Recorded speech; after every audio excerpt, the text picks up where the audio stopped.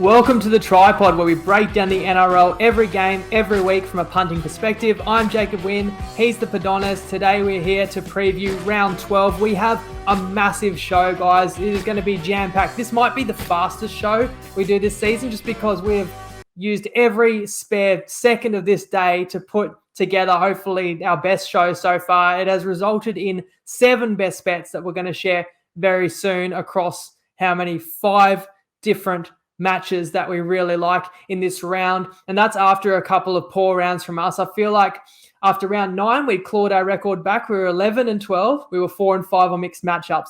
As I spoke about in the recap, our 8 bets since then, 6 best bets and 2 mixed matchups. If you looked at those matches at halftime in any of those games, there's only one you wouldn't have been a favorite in, and that was the Broncos, where we were laying 5.5 and it was 6-all at halftime. That's the only one you probably wouldn't have wanted to ride.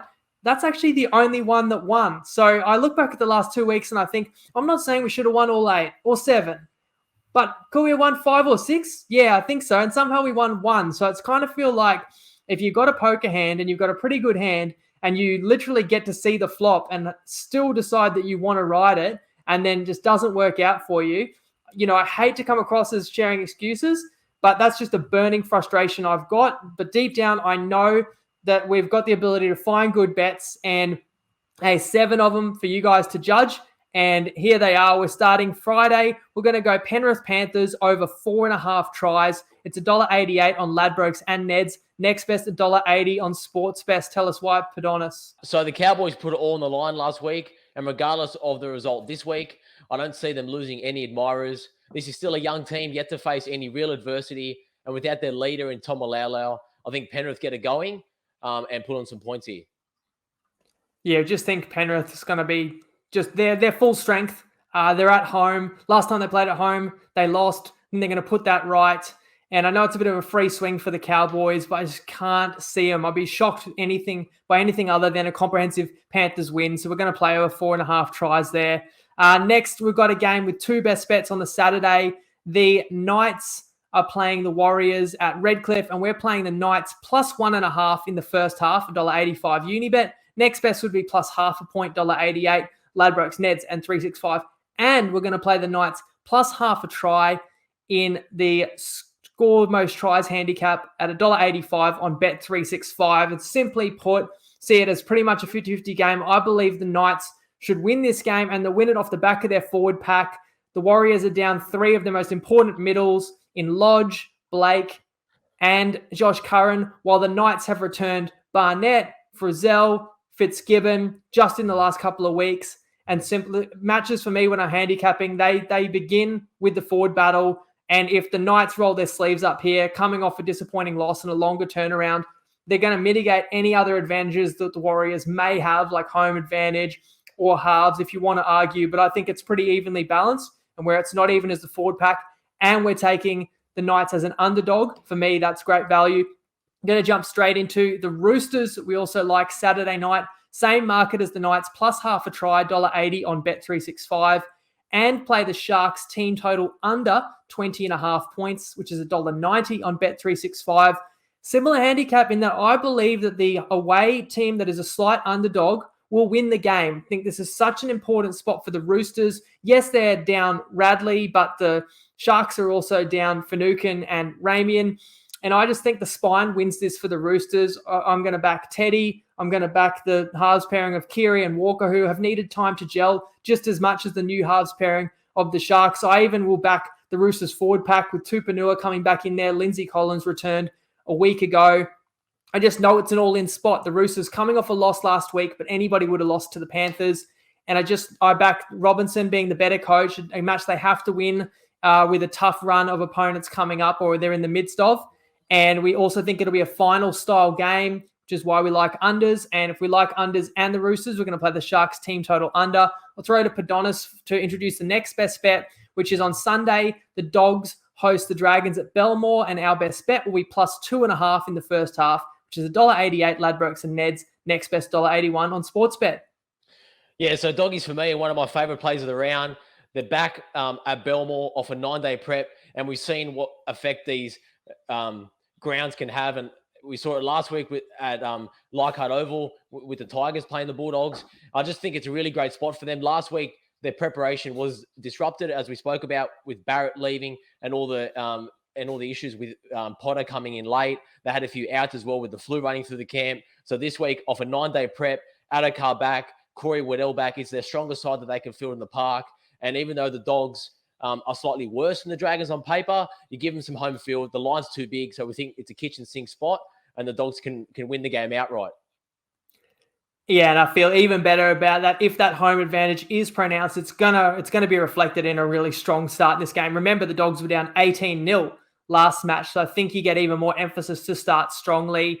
And finally, we're taking Parramatta minus 2.5 at $1.80 on Dabble. You can get that straight off copying at Jacob Wynn. In fact, you may have already bet that, because I've actually put that bet on already. Just in case, with Dabble being the best line available on the market, just to make sure it was still going to be available to copy for people who are following. So if you subscribe to me, you'll get that next best is -4 at $1.82 on TopSport. So 2 cents better price, but you would push on a win of 4. So best to grab it on Dabble if you can. And the reason is just that the Eels are the superior side in our eyes. They're also off the longer turnaround. They're getting very close to full strength. And look, the Raiders are revitalized. They're resurgent. They're getting troops back as well, but it'll take a little bit of time to work Fogarty into the side. And I still don't think they're on the same level as Parramatta. And this is a low line to lay. We'll talk a little more about all the games. As I say, we're going a little bit swifter. Before we jump into every game of Indigenous round and back up even more reasons why we like some of those 5 matches, which we've just shared 7 best bets on, let's hear the bookies side of things with Tristan from TopSport. Hello, TryPod family. Tristan Merlihan here from TopSport. There's been some big moves already to start the round. A few of them player-based, a few of them just, maybe the punters thinking we've overestimated the ins and outs of players. So a key one is to look at the first game between Melbourne and Manly, where we opened the line up at 16.5. We all knew well in advance there'd be no turbo, and that's why the market opened up where it did. It's pushed back into a flat 14. So it has been support. Melbourne didn't look great there against the Cowboys. Jerome Hughes has been named back in that side. Whether he plays or not, I suppose, is still a question. The Seagulls look pretty good for most part against the Eels. So whether that 14 is still an overreaction, time will tell. But keep an eye on whether Jerome Hughes lines up. And then one of the big goes has been the high-flying Panthers up against the equally high-flying Cowboys. Now, that game opened at 10.5. And it's already shifted out to 14.5. We know no Cole Felt. We know no Jason Taumalolo. So is that the reason why it's moved that far? We know Penrith have been so impressive for virtually every game this year, but so the Cowboys have been defending great. Does Taumalolo out have a big impact on that? So that's going to be one to monitor to see if that game has perhaps moved a little too far as well. And then one of the really big goes as well is the Warriors against the Knights, where that game opened up at 3.5 and it's into a flat 2 short of the plus.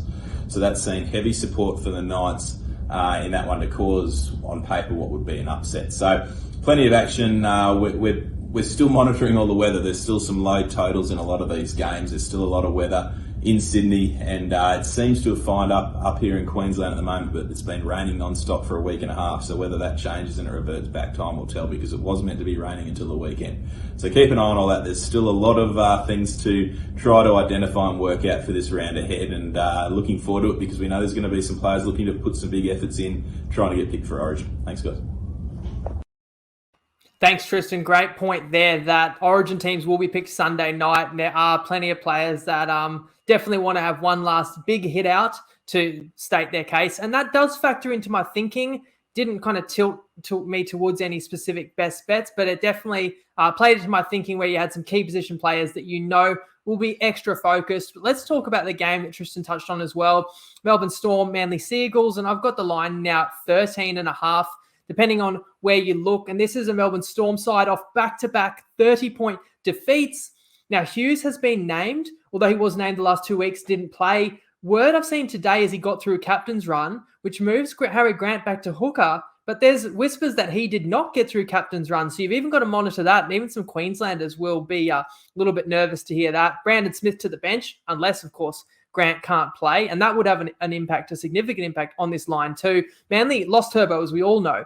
Garrick moves to fullback. George Tafua back on the wing. Marty Tapau is out. Bullimore is in. You wish we'd probably got the 16.5 on the Seagulls, Padonis, wouldn't you?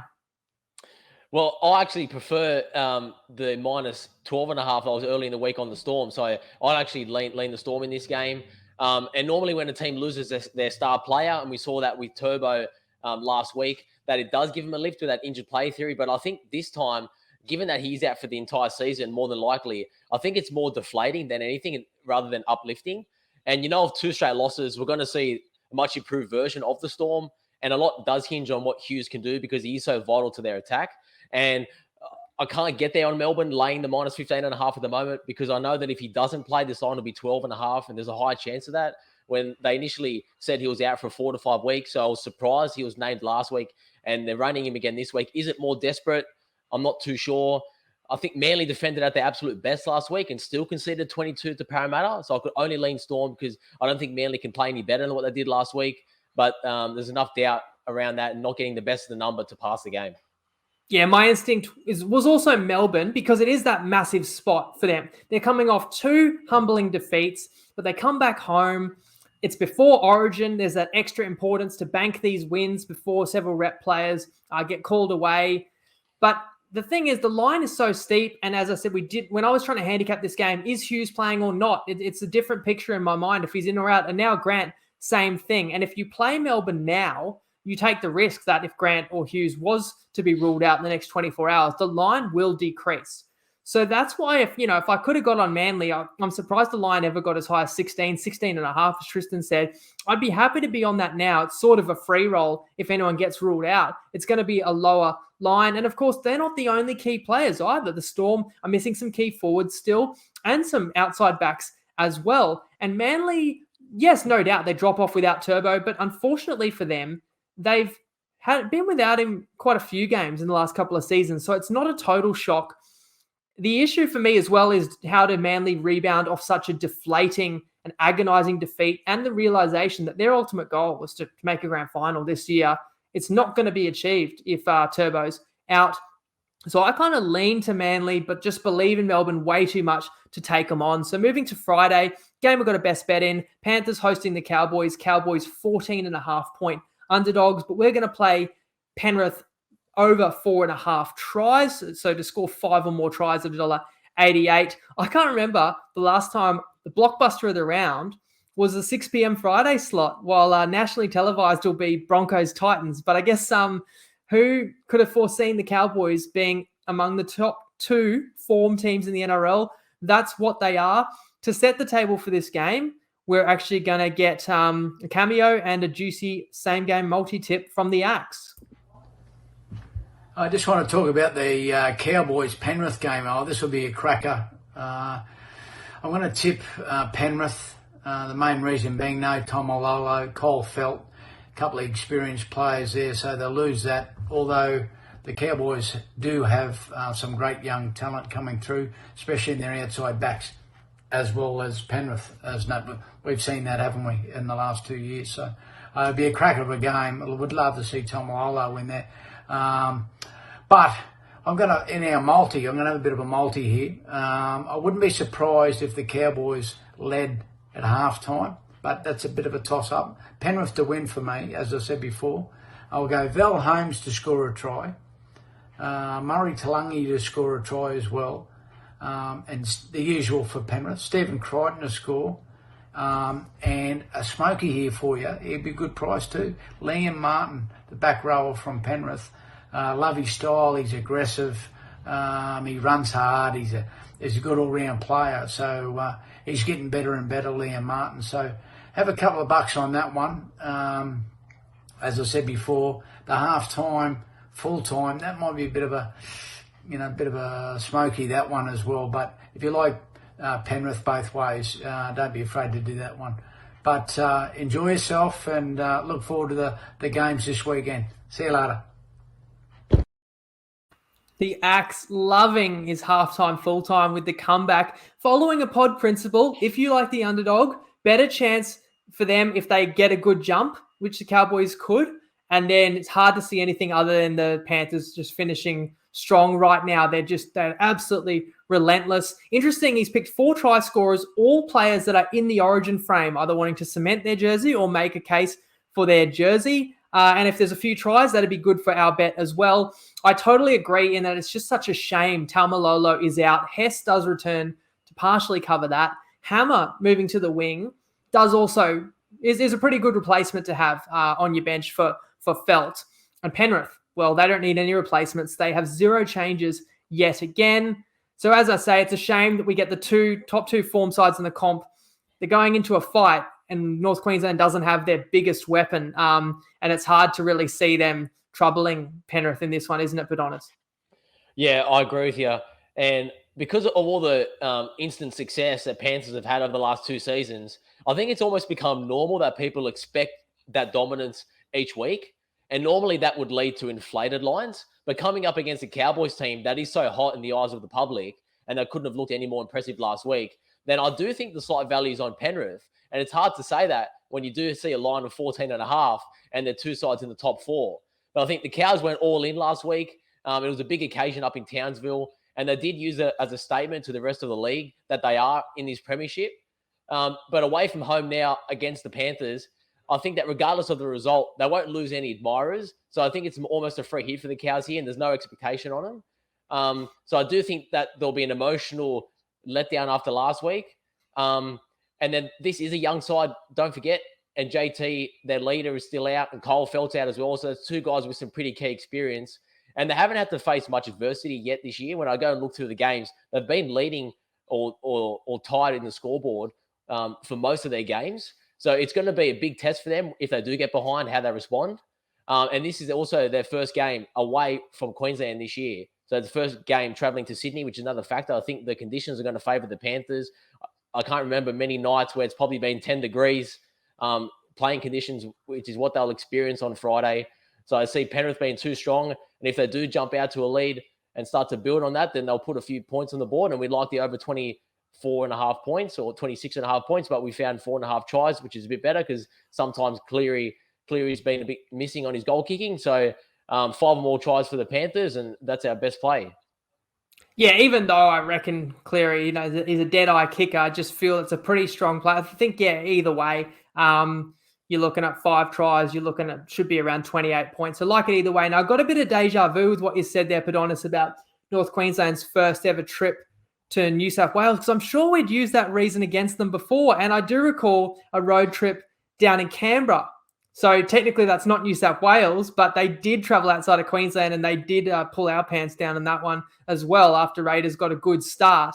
We backed against North Queensland. We've unfortunately backed against North Queensland more times than we should have this season, regrettably. We are doing it again. You also, knocking the Cowboys by saying they haven't faced much adversity, they haven't trailed in too many games. That's hardly their fault either. That shows how dominant they've been against a lot of sides they were not expected to dominate against, such as the Storm last week or Parramatta a couple of weeks ago. But this Panthers side at full strength is a different kettle of fish. As I say, wanting to make amends from last time, losing at home. They just beat the Roosters by 20 at the SCG. And when the players were interviewed after the game, all they talked about was their disappointment in giving up 12 points. They are, simply put, ridiculous. And while North Queensland will come in high confidence, respect for their opponent, no pressure, I just see nothing but a dominant Panthers win. And I just think I don't mind playing a sort of overs-based market, because I think with a lot of sin bins recently and really harsh penalising of dangerous tackles, it puts a little bit of doubt in tacklers' minds these days, because you just can't afford to hurt your team and do something that's ruled a dangerous tackle and end up in the bins. So I feel like it's going to lead to, here or there, a missed tackle, or, they're even penalising players when they're putting on try savers. So I think it all favours attack, and also think in the modern NRL, if you're not scoring, you're usually being scored against. I don't see North Queensland scoring many points on Friday night either. So several ways you could get at Penrith. This is the way we think we have the biggest edge. Later on Friday night, Broncos hosting the Titans. Titans 7.5-point underdogs. You can make it 5 big wins for the Broncos after last week, and that was including missing Reynolds, who will be absent again for the M1 derby. With a bye next week for Brisbane, it makes perfect sense to keep Reynolds on ice and gives Mam his second start at 7 and his first home start. And that's the only change for Brisbane. An interesting note is that Corey Pakes has been getting more and more minutes at 9, even though he doesn't start. But when he is playing dummy half, Brisbane's attack looks even sharper. The Titans will be missing one attacking weapon in Sammy. Brian Kelly comes in. David Fafita is on an extended bench. Padonis, as I throw to you for your thoughts on this game, what comes to my mind is the corresponding fixture in 2021. I think we had something like Broncos minus 4.5 in the first half as a pod best bet, and they were down 16-0 after 12 minutes. So it didn't look good, but then they scored the next 24 straight points. Can you see that type of open affair in this one? I can see this game being open and high scoring. I wouldn't like to favour the Gold Coast getting out to a 22-0 lead again like last time. But I think the Broncos are flying and they deserve to be the favourites that they are. And given the win streak they're on, they have the luxury of resting Adam Reynolds, as he touched on. If he's not 100% right to go, they don't have to risk him. Ezra Mam stepped in last week and made a few errors, but I think he looked sharp in the second half, and he'll be given the freedom to take the space and run when he sees a half chance. And given the form of Sexton and Brimson at the moment, there's an argument to be made. Can we really say that the Gold Coast have the better halves with Mam and Gamble there? So that's some query there. The Gold Coast have won 4 of the last 5 against the Broncos, but historically it's a fixture that the Brisbane have dominated in. And I think that given that recent win streak to the Gold Coast, I think Brisbane will want to get one back over him here. But I just feel that the line's a little bit too much, especially given Adam Reynolds does mean so much to this side. And they covered him well last week, but can they do it 2 weeks in a row? I wouldn't be completely shocked to see the Gold Coast win this game outright. So for me, there's enough doubt, and I could lean both sides, so it's a pass for me. Now, I can't see Padonis moving, but I can hear him. So I think we might have some gremlins in the system. So I apologize for that, guys. And yeah, you jogged my memory. Brisbane weren't minus 4.5. I think we got Brisbane like plus 4.5 in the first half against the Titans last year. And yeah, it wasn't 16-0. It was 22-0 down after 16 minutes, if memory serves a bit better. But then Brisbane ended up scoring the next 24 and leading at halftime. So that was an improbable best bet comeback win.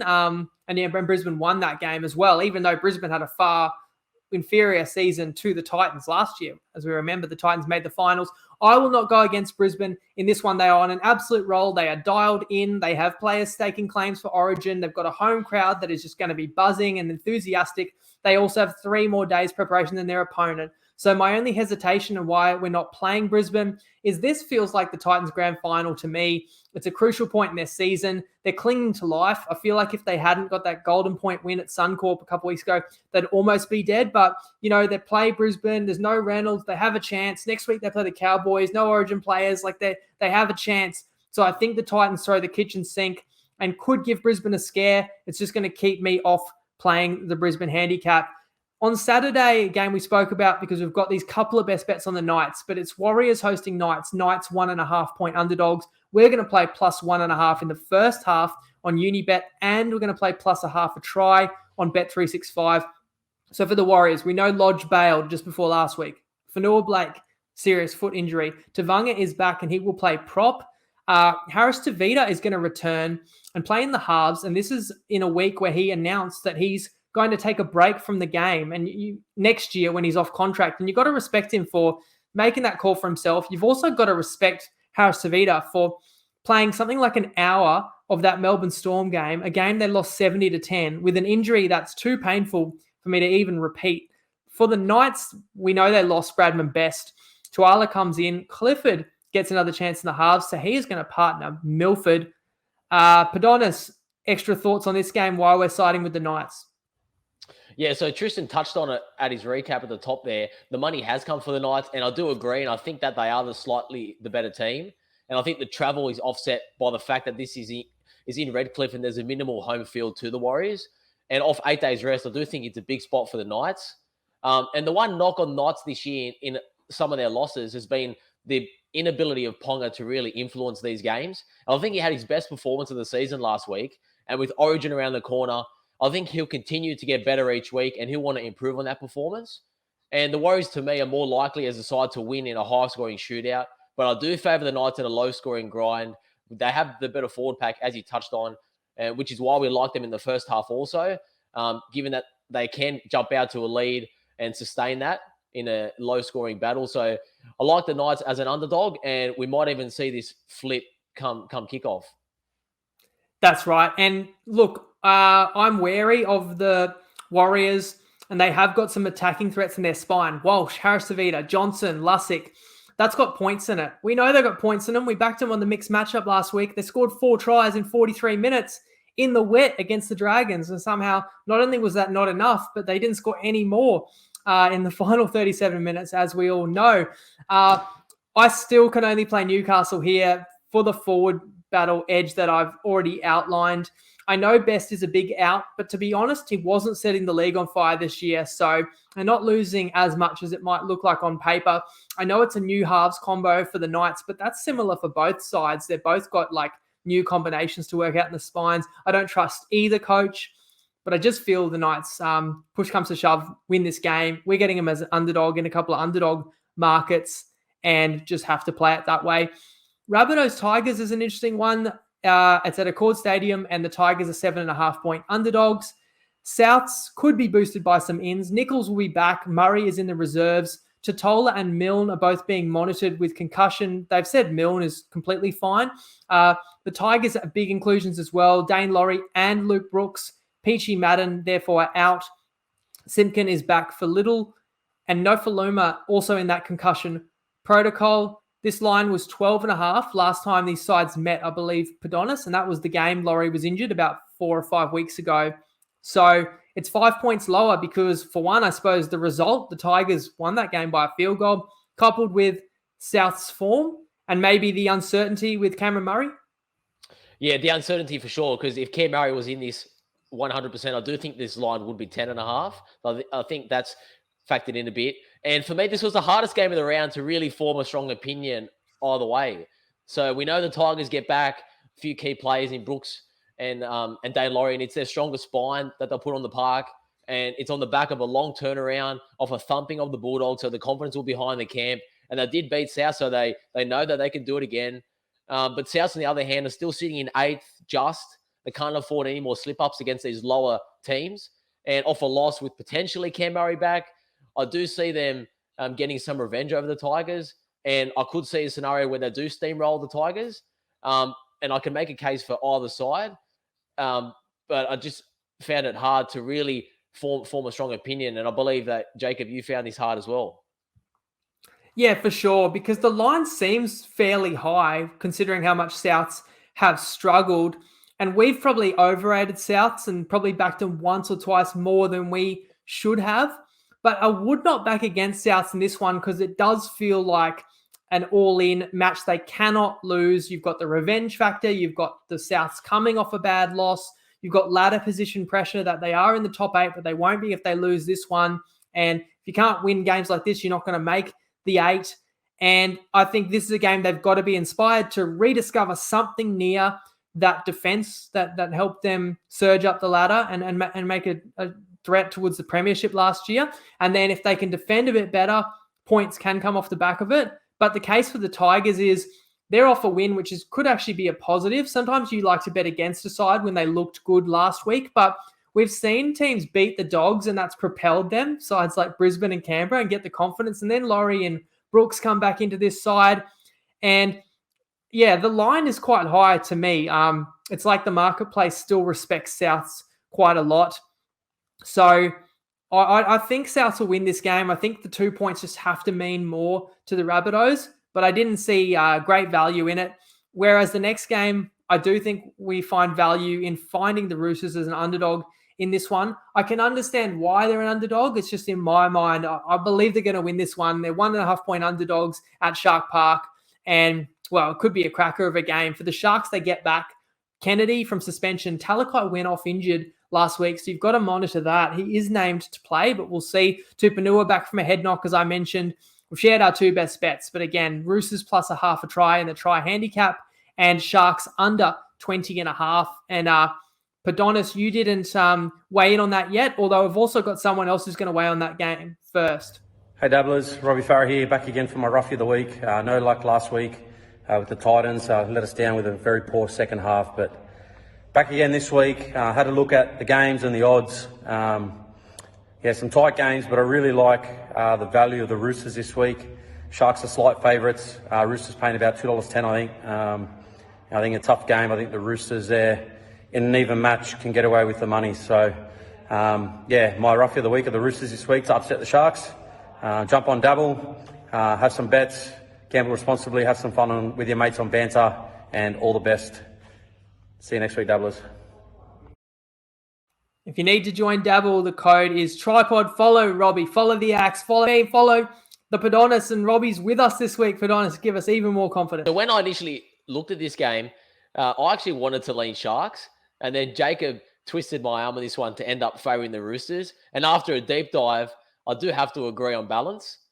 Even with Verrills and Victor Radley out, the Roosters are at full strength otherwise, and I would slightly favour them in all other key areas. I think Kiri and Walker are still better than Hines and Moylan, even though everyone's talking about how good they are. Everyone seems to have forgotten about what those guys can do. And don't forget, Kiri won two premierships there with the Roosters.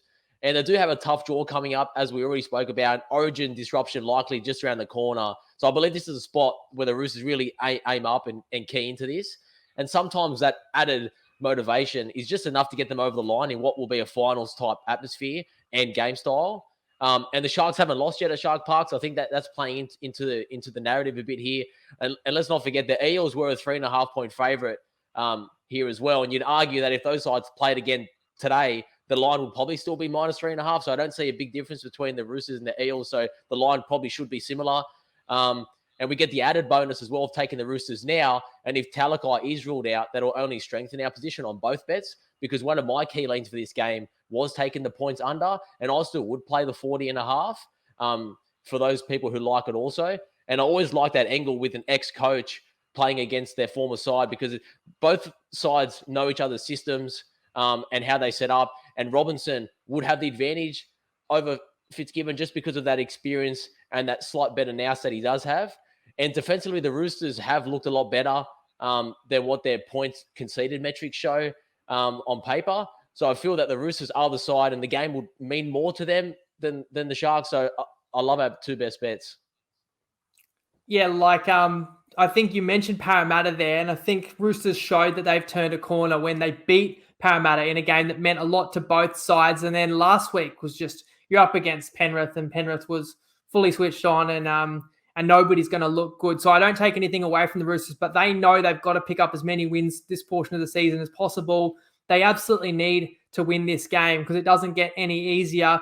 And I believe they can. To me, it comes down, we've mentioned the forwards. We think the Roosters have the edge in the spine. I'll also give the edge in the outside backs to the Roosters. And that's despite me being highly impressed by the Sharks' outside backs and how much they impact the game. I think the Roosters with your Tupou and your Swali, the aerial threat, and your Joey Manu there, and obviously the Teddy edge over Kennedy.